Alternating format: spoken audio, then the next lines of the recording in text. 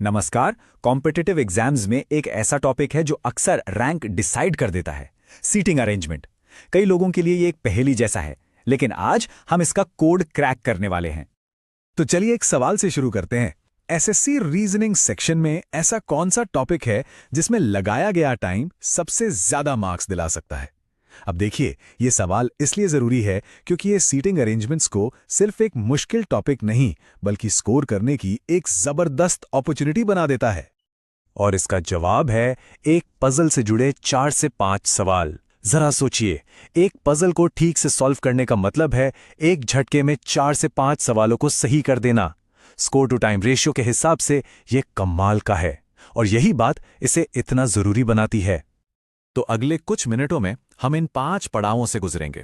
पहले समझेंगे कि ये पजल्स आखिर इतने जरूरी क्यों हैं, फिर इनकी भाषा को डिकोड करेंगे, इनके टाइप्स को जानेंगे, और फिर आएगी इन्हें सॉल्व करने की एक 5 स्टेप स्ट्रैटेजी। और आखिर में हम सीखेंगे कि एक एक्सपर्ट की तरह कैसे सोचा जाए। तो चलिए पहले सेक्शन से शुरू करते हैं। ये पजल्स आखिर इतने जरूरी क्यों हैं? सीधी सी बात है, ये सिर्फ सिलेबस का एक हिस्सा नहीं है, बल्कि स्कोर को तेजी से बढ़ाने का एक शानदार मौका है। देखिए, ये पजल्स सिर्फ कौन कहां बैठा है इसके बारे में नहीं है। ये असल में पूरी लॉजिकल रीजनिंग टूल किट का एक वर्कआउट है। इसमें लॉजिकल डिडक्शन, मतलब कितनी अच्छी तरह से तर्क किया जा सकता है, स्पेशल विजुअलाइजेशन यानी चीजों को अपने दिमाग में कैसे इमेजिन किया जाता है, और अटेंशन टू डिटेल मतलब छोटी छोटी बातों पर कितना ध्यान दिया जाता है, ये सब कुछ एक साथ टेस्ट होता है। चलिए अब आते हैं सेक्शन 2 पर। देखिए, हर पजल की ना अपनी एक भाषा होती है, एक तरह का सीक्रेट कोड, और इस कोड को क्रैक करने के लिए हमें शब्दों का सही मतलब समझना ही होगा। देखते हैं कैसे। यहां पर एक सबसे आम और सबसे महंगी गलती होती है।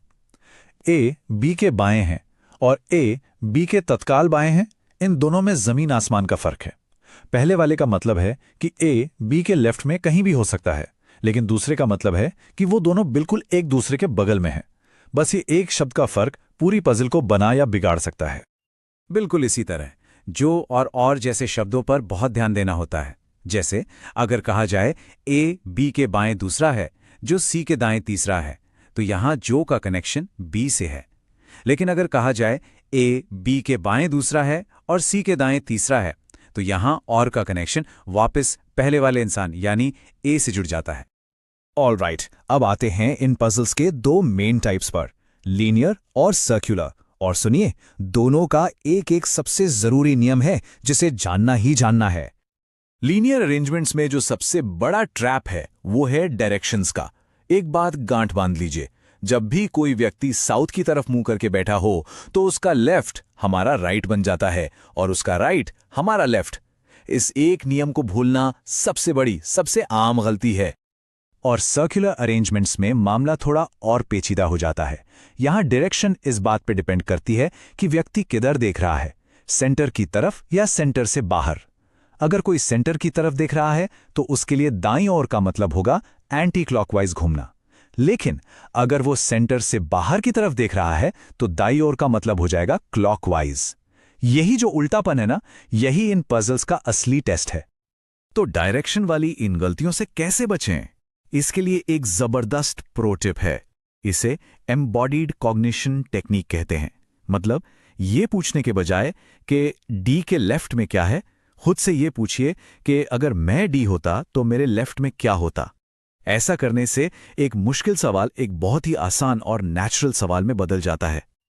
और अब हम आते हैं इस पूरी चर्चा के सबसे जरूरी हिस्से पर, एक ऐसी मास्टर की जो किसी भी अरेंजमेंट पजल पर काम करेगी। ये वो फ्रेमवर्क है जिसकी जरूरत किसी भी एस्पिरेंट को किसी भी सीटिंग अरेंजमेंट पजल को सिस्टमैटिकली हल करने के लिए पड़ती है। ये एक ऐसा एक्शन प्लान है जो हर बार काम आएगा। तो ये रही वो 5 स्टेप मास्टर की। स्टेप 1, सबसे पहले एक विजुअल ब्लूप्रिंट बनाइए, मतलब एक कच्चा खाका। स्टेप 2, जो पक्की इंफॉर्मेशन है उसे सबसे पहले भर दीजिए। स्टेप 3, अब बाकी के क्लूज को उससे जोड़ते जाइए।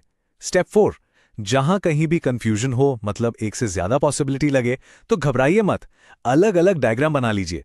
और स्टेप 5, सबसे आखिर में सब कुछ एक बार डबल चेक जरूर कीजिए। ये एक सिंपल, क्लियर और फूल प्रूफ प्रोसेस है। चलिए अब हमारे आखिरी सेक्शन पर चलते हैं।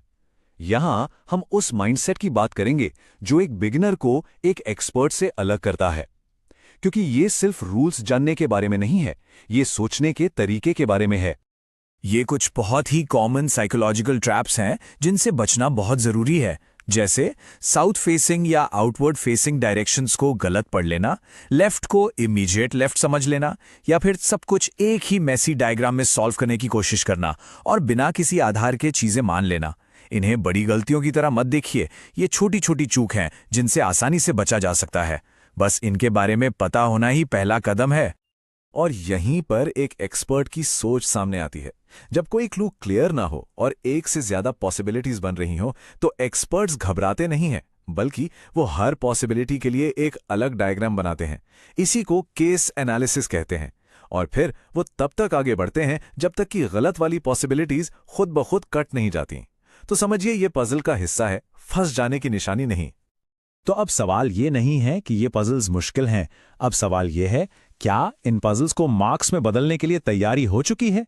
हमेशा याद रखिए, सही स्ट्रैटेजी और सही माइंडसेट के साथ हर पजल स्कोर करने का एक सुनहरा मौका है।